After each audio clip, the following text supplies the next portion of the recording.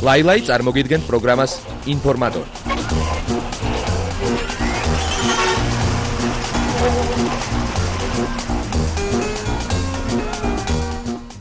დილამშვიდობის ამ ხიარულ მუსიკასთან ერთად ნამდვილად გესაჭიროებათ საინტერესო ამბები შოუ ბიზნესის სამყაროდან. სწორედ ამიტომ თქვენს ინფორმირებაზე დღეს მე სალი ვიზრუნებ და გთავაზობთ ინფორმატორს ლაილაისთან ერთად.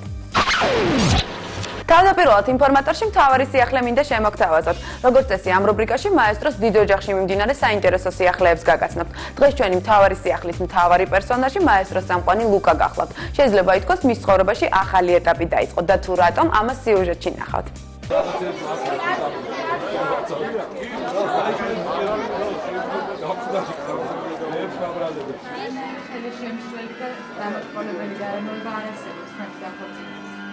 ფიქრობთ, რომ თქვენი გადაწყვეტილება კარგად მოფიქრებულია. მე მხოლოდ მინდა კიდევ ერთხელ დავუბრუნდე ტრადიციულ კითხვას სიმბოლურად, რა თქმა უნდა, რადგან არ არსებობს ქორწინება, რომ ამ ყველასათვის კარგად ნაცნობი კითხვა არ გაეშლოს. ივიკო, ხართ თუ არა თანახმა, თქვენი ცხოვრების თანამგზავრია აიჩი. გიყვარდეთ იგი მთელი სიცოცხლის მანძილზე. გაიზიაროთ მასთან ერთად მწუხარება და სიხარული, გაჭირვება და სიმდიდრე. უნდა იყოთ მისი ერთგული, ამაზე სცალო. ასევე უკეთებ ზიას ბეჭედი და გაიმეორე სიტყვებით. იკეთებ ბეჭედს და ხდები შენი მეუღლე.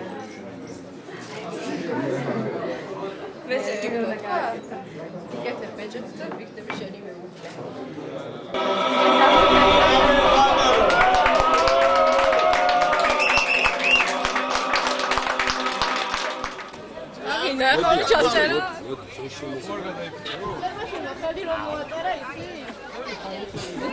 მე კარგად ვარ, მე ძალიან კარგად ვარ და მე ბედნიერი ვარ და ამას რასკოცი მე მაგოცე. მეც ბედნიერი ვარ.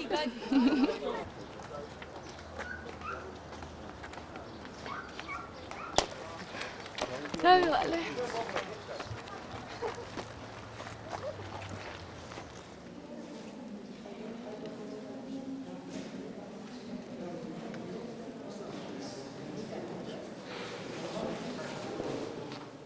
სახელით ამის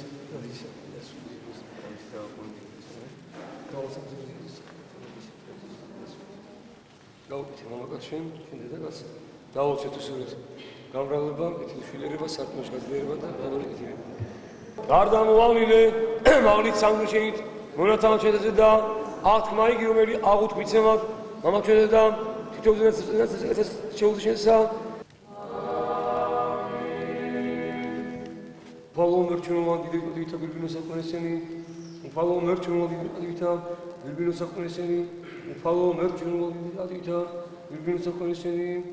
Ისე ჩვენ ვარ ლუკას ჯვრის წერაზე და ესე პირდაპირ ეთერში ვულოცავთ ლუკას და ივიკოს გაბედნიერებას, რა ვიცი, ულევს სიხარულს ვუსურებ, უდიდეს სიყვარულს და რა თქმა უნდა ჯანმრთელობას და ბედნიერად ყოფნას სიცოცხლის ბოლომდე. ძალიან გვიყვარხართ. ძალიან. პროგრამა ინფორმატორი მაესტროსთან და თქვენთან ერთად ულოცავს ლუკას გაბედნიერებას და უსურვებს ყველაფერს კარგს.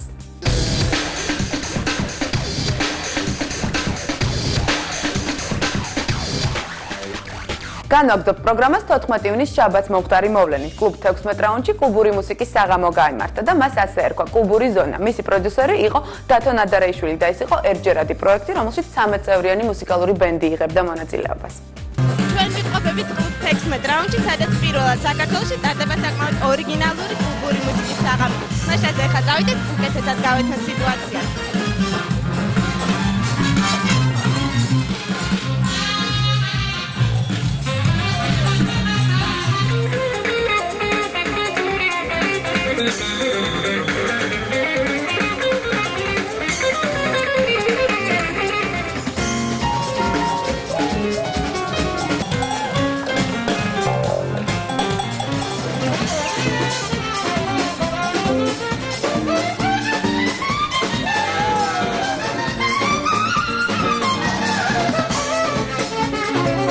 ძალიან მიყვარს კუბური მუსიკა, ძალიან ბევრი ინფორმაცია მაქვს ამ მუსიკის შესახებ და რა ვიცი, მიყვარს ძალიან.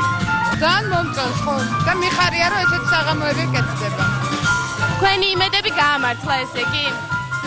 ჯერჯერობით კი და ალბათ მე თანდათან უფრო გახურდება ეს პროგრამა და კაია, მიხარია. პროგრესი აშკარაა.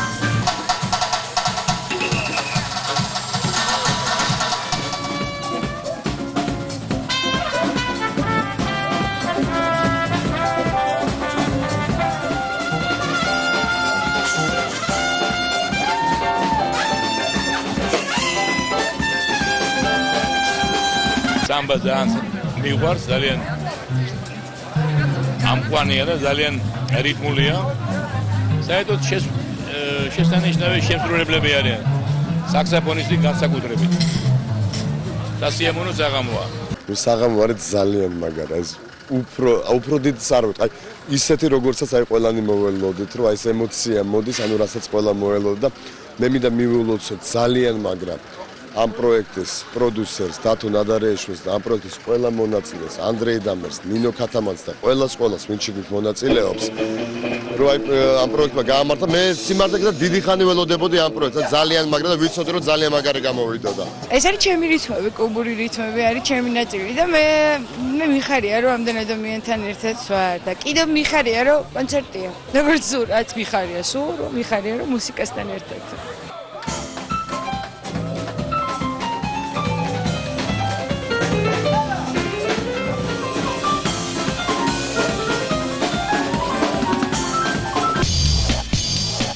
თბილისში გაიხსნა ქალთა სილამაზის ცენტრი ფემინა. ჩვენი სიუჟეტიდან ნახავთ, რომ აქ ყველაფერია შექმნილი იმისთვის, რომ დაისვენოთ, გალამაზდეთ და ისიამოვნოთ.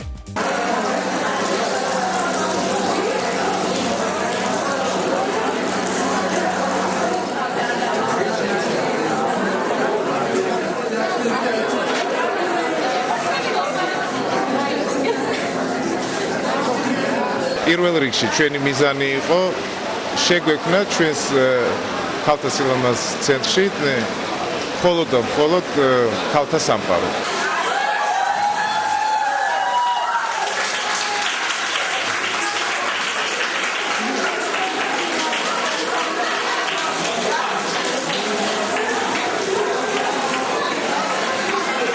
ჩვენთან არის მთელი კომპლექსი ერთად აღებული, რაც აუცილებელია სილამაზისთვის, ჯანმრთელობისთვის და დასვენებისთვის. ჩვენთან არის სხეულის კორექციის კაბინეტი,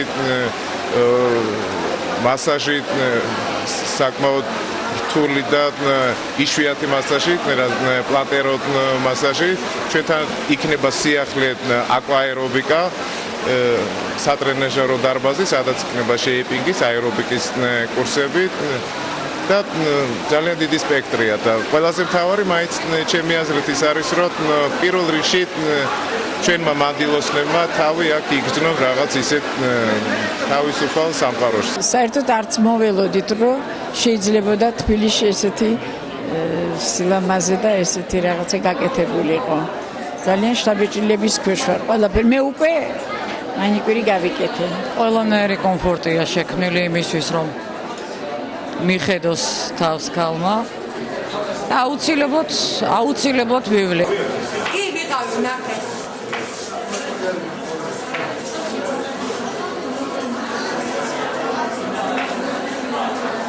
ახლა გიპოვია ჩვენი ბავშვი.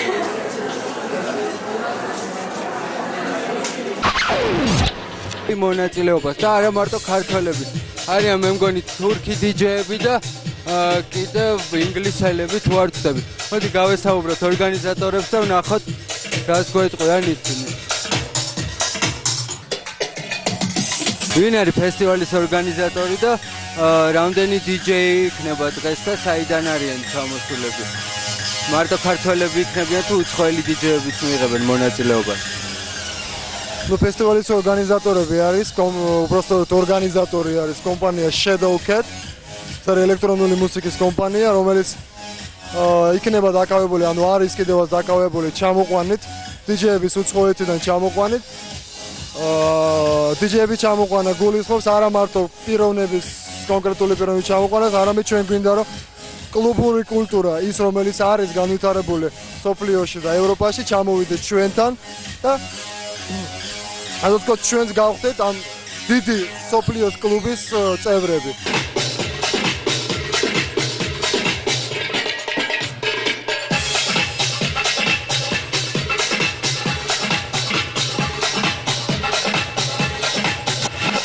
ეს არის ერთ-ერთი პირველი ღონისძიება, რომელიც ჩვენ ჩავატარეთ, გახსნეს ქართველმა დიჯეებმა. ანუ მოგეხსენებათ, რომ თბილისის კლუბებში ვისაც როგორ უნდა დიჯეი ვერ უკრავს იმას, რაც მას უნდა. ანუ არ არის შემოქმედების თავისუფლება. ძირითადად კლუბები უკარნახებენ რა კაზახის მუსიკა უნდა დაუკრას და როგორ უნდა გაართოს ხალხი. ნუ ეს არსად არ არის, რა თქმა უნდა, მიღებული არა მარტო საქართველოში, მე სხვაგან არსად არ მინახია და.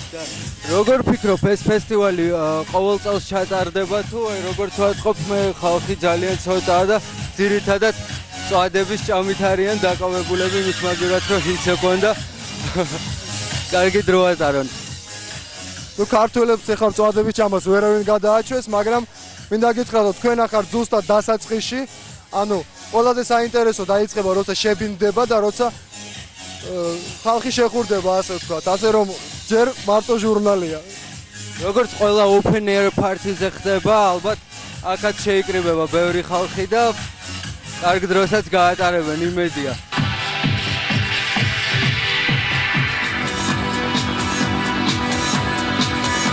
ესენი არიან ჩვენი ქართველი headline-ერი DJ-ები, DJ ჟორჟიკ და DJ ნიკა. იდეა კარგია და ეს უნდა მუშაობდეს და უნდა ფუნქციონირებდეს ესეთი რაღაც სულ რა. მე როგორც გავიგე, თითო DJ-ს მაქსიმუმ 1 საათი აქვს მიცემული. რამდენად საკმარისია ეს იმისთვის, რომ გამოხატო შენი ინდივიდუალურობა, როგორც DJ. ეს აბსოლუტურად არ არის საკმარისი, ეს არის მე ამიხსნეს ფესტივალის ორგანიზატორებმა, რომ საქმე არის შემდგომში. ამათ უნდა რომ უბრალოდ გლობალური გაეხადათ, რომ ყველას ენახა, ყველას აღეკვა რა ხდება. ესე საერთოდ მომავალში როცა გააკეთებენ, უკვე გააკეთებენ DJ-ს არ უნდა კონდეს დაახლოებით 4 საათი, მით უმეტეს ღიაცის ქვეშ რა. რომ იმას შექმნას უკვე რაღაც კონკრეტული ატმოსფერო რა. მე რო უკრავდი, ცოტა ხალხი იყო, მაგრამ ბევრმა მითხრა რომ მოეწონათ. მაგას არ აქვს მნიშვნელობა იმას აქვს, რომ ასწორებს ესეთი ფესტივალები რო ჩატარდეს ხშირად. როგორ გონიათ, როდის იქნება ეს განწყობა საქართველოში, რომ ესეთ ფესტივალებზე, როგორც ყველა ქვეყანაში open air party-ზე ხდება, გაივსოს ხალხიც და კარავები გაიშალოს და რა ვიცი, ხალხმა კაი დრო ატაროს. აქ. მეტი არ ვფიქრობ.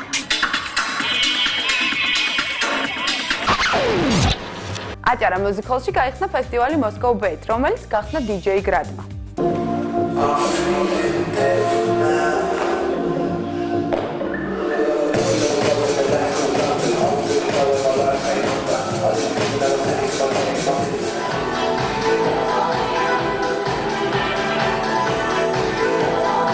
ეს იქნება ესეთი გარკვეულწილად დიდი ციკლის ერთ-ერთი ნაწილი, რომელშიც ჩვენ წარმოვადგენთ თქვა სხვადასხვა ქვეყნების DJ-ებს. ერთ-ერთი ციკლი იყო თქვა ევროპული DJ-ები, რომელშიც თქვა DJ პრინცი იღებდა მონაწილეობას. იგივე ფრანგი DJ-ების მთელი სია ახლა ყველას ვერ ჩამოვთვლი. ასე რომ იმედი მაქვს, რომ ეს უფრო არა მარტო გასართობი იქნება ეს ციკლი, არამედ გარკვეულწილად შემეცნებითი. ძირითადად მუსიკა, რომელსაც წარმოადგენენ ეს DJ-ები, ეს არის ძირითადად house.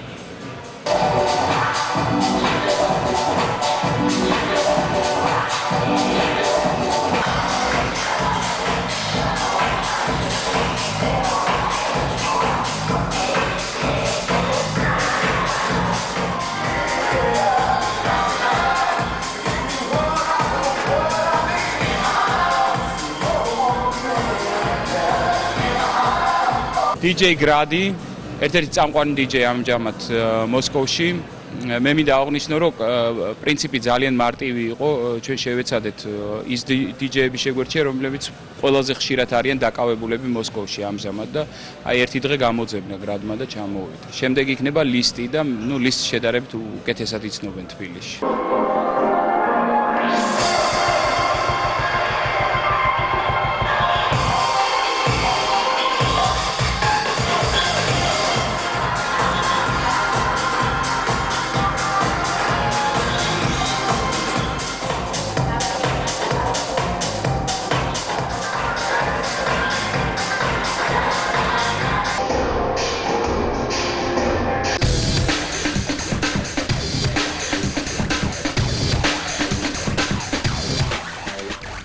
თერთმეტივნის ფილარმონიის დიდ საკონცერტო დარბაზის ფოიეში გაიხსნა ყოველწლიური წიგნის ფესტივალი. ერთ-ერთი ორგანიზატორი ამ წიგნის ფესტივალის არის ქალაქ თბილისის მერია, საკრებულო და კულტურის საქალაქო სამსახური და მე მივესალმები იმდენად, რამდენადაც აი ხალხი შემოbrუნდა წიგნებისკენ და ეს მისასალმებელია. წინვალე მოვლენა მე მიხარია რომ აი ის რაც რამდენიმე წლის წინ არ გქონდა აი ასეთი დონის გამომცემლობები ასეთი ინტერესი ქართული გამომცემლობების მიერ შემოთავაზებული პროდუქციის მიმართ საბედნიეროდ ეს ყველაფერი დღეს აქ ამ ქალაქში ხდება ძალიან ბედნიერი ვარ ამით ტურისტიკის ფესტივალი უკვე ტრადიციად იქცა ეხუთი ამბობს მოხსენებ და სიამოვნებდა ვარ მოწინდაც რამდენ იზრდება მისი მასშტაბი მონაწილეთა რაოდენობა და ინტერესი ამ ფესტივალისა. დადებითი და ხალისიანი ცოტა ხდება ჩვენ ცხოვრებაში, მაგრამ მით უმეტეს უნდა დააფასო, როდესაც რაღაცა ხდება მშვენიერი და ჭეშმარიტად სერიოზული, იმიტომ რომ ეს წიგნისკენ მოტრიალება შემიძლია უკვე თამამად თქვა, სულ სხვადასხვა თაობის ხალხის. ძალიან კარგი რამის მანიშნებელია და თვითონ ატმოსფერო, თვითონ ის რომ ვერ გაინძრევი იმდენი ხალხია, თვითონ ის რომ ნაცნობებიც ერთმანეთს ვერ ამჩნევენ, მთელი ყურადღება წიგზეა გადატანილი, ჩემი აზრით მშვენიერია.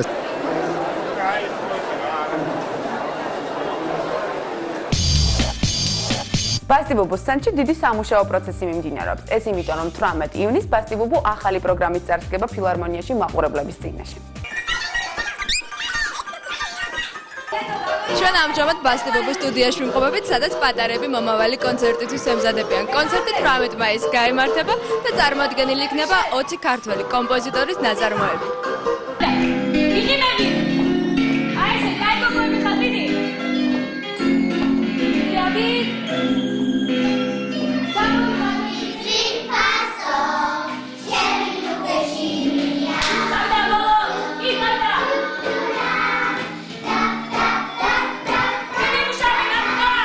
პირველად ვარ, რაღაცა სულ მქონდა სურვილი, რომ ეს ყოფილიყო ჩემი რომელიმე სიმღერა დადგმული და ახლა ხდება პირველად, რომ ბავშვებთან ერთად მამას სიმღერა, ჯადოსნური ეკრანი, რომელიც არა მარტო ბავშვებს უყვართ, დარწმუნებული ვარ უფროსებსაც.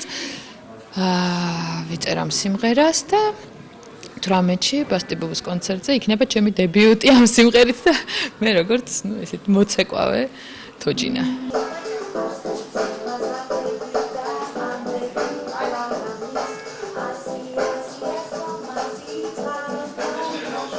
ბასტიბუბუს სტუდიაში დიდი ბასტიბუბუა, როგორც ხედავთ, ყველა ოთახში მიდის სხვადასხვა სიმღერებზე მუშაობა, ეხლა მიდის ჩაწერები, ბევრი სიმღერის, აგრეთვე ქორეოგრაფიული ნახაზები. ეხლა ეს რადგანაც არის სიმღერაზე გამახვილებული ამ შემთხვევაში ჩვენ შოუზე, ანუ სიმღერის ზეიმი ქვია. უფრო ნაკლებად არის ქორეოგრაფია ჩართული. უფრო მეტი არის საგუნდო სიმღერები, სადაც თქვათ ბავშვების ვოკალზეა გამახვილებული ყურადღება.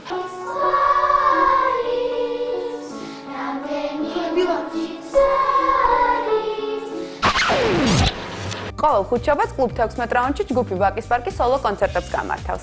მოგესალმებით კლუბ 16 რაუნდიდან, სადაც იმართება ჯგუფ ვაკის პარკის კონცერტი. აქ წარმოდგენილი იქნება როგორც ძველი, ასევე ახალი სიმღერები, რომლებიც შესულია ვაკის პარკის ახალ ალბომში, რომელიც სულ ახლახან გამოვიდა და რომლის სახელწოდებაც არის ახალი დღე. აი ამდენი ახალი გველის დღეს და საერთოდაც ესეთი კონცერტები, ანუ ჯგუფ ვაკის პარკის კონცერტები 16 რაუნდში ყოველ ხუთშაბათს გაიმართება ხოლმე. კაცი ფიქრობს და რამდენს იმენს ესელიც არისო დაბირებულზე დღევანდელ კონცერტზე შესრულდება 6 სიმღერა ახალი ალბომიდან, ასევე რამდენიმე ჩვენი ძველი პოპულარული სიმღერა. შემდეგ იქნება პატარა შესვენება და ამის შემდეგ დავუკრავთ ინგლისურენოვან სიმღერებს, ყველასთვის კარგად ცნობილს და საყვარელს.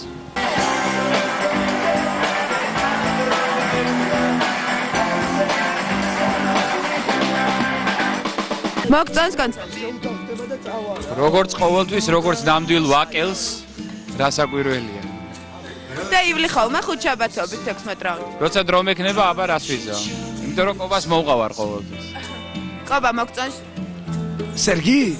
კონცერტი. ვაკის პარკი რა თქმა უნდა ძალიან, ორივე ჯგუფიც და პარკიც. ძალიან მიყვარს ვაკის პარკი და ზაზა ხუციშვილი. რა თქმა უნდა, რაღაც ჩემი მეგობარია, ძალიან დიდ პატივს როგორც მუსიკოსს.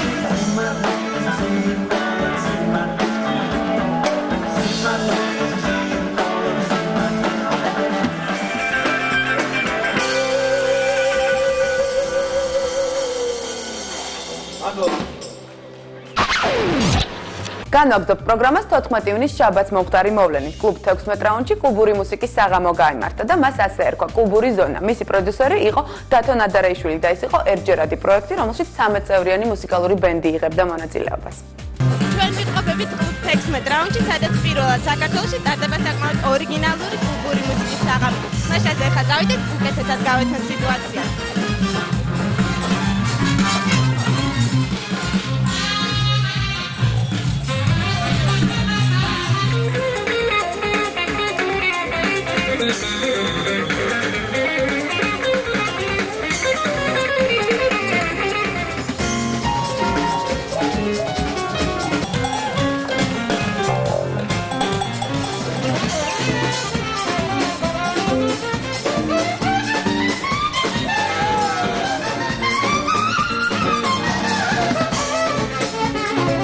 ძალიან მიყვარს კუბური მუსიკა, ძალიან ბევრი ინფორმაცია მაქვს ამ მუსიკის შესახებ და რა ვიცი, მიყვარს ძალიან.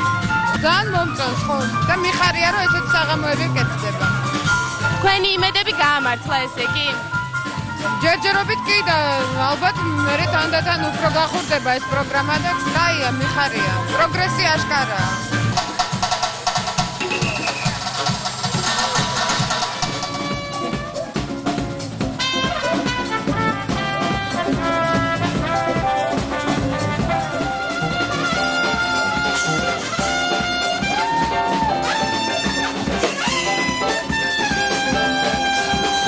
სამბა ძალიან მიყვარს, ძალიან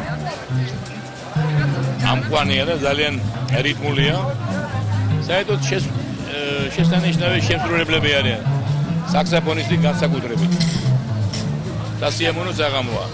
საღამო არის ძალიან მაგარი. ეს უფრო დიდ სარვით. აი ისეთი როგორცაც აი ყველანი მოველოდით, რომ აი ეს ემოცია მოდის, ანუ რასაც ყველა მოველოდა და მე მინდა მივულოცოთ ძალიან მაგრამ ამ პროექტის პროდიუსერს დათო ნადარეიშვილს და ამ პროექტის ყველა მონაწილეს ანდრეი დამერს, ნინო ქათამაძეს და ყველას ვინც იქით მონაწილეობს რომ აი ამ პროექტმა გაამართა მე სიმართლე დიდი ხანი ველოდებოდი ამ პროექტს ძალიან მაგრამ და ვიცოდი რომ ძალიან მაგარი გამოვიდოდა ეს არის ჩემი რითმები, კუბური რითმები არის ჩემი ნაწილი და მე მიხარია რომ ამდენ ადამიანთან ერთად ვარ და კიდევ მიხარია რომ კონცერტია როგორც სურაც მიხარია სულ რომ მიხარია რომ მუსიკასთან ერთად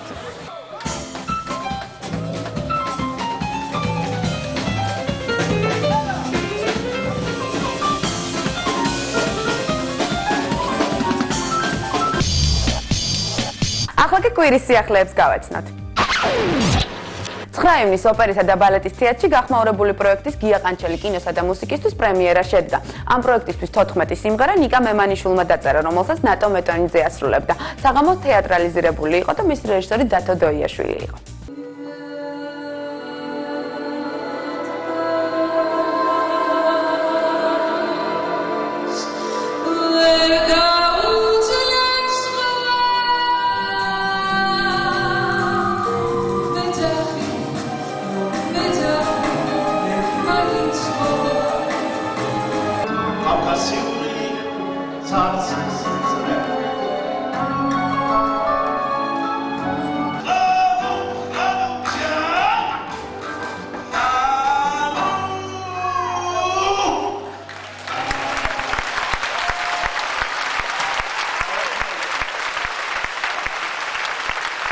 ბედნიერი ვარ რომ ჩემმა ახალგაზრდა მეგობრებმა ასეთი სიყვარულით და ასეთი პატივისცემით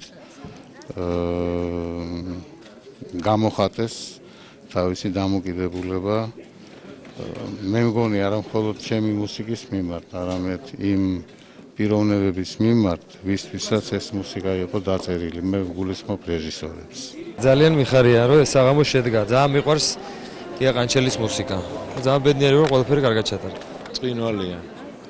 იმიტომ რომ გენიალური კომპოზიტორია. და არაჩვეულებრივია. მე მგონია რომ საერთოდ ესენი ნიჭიერები არიან. კულისებიდან ბევრი რამე ხარვეზებით წავიდა, აი ხვალ იქნება ალბათ ბევრად უფრო უკეთესი. ლაილაი წარმოგიდგენთ პროგრამას ინფორმატორი.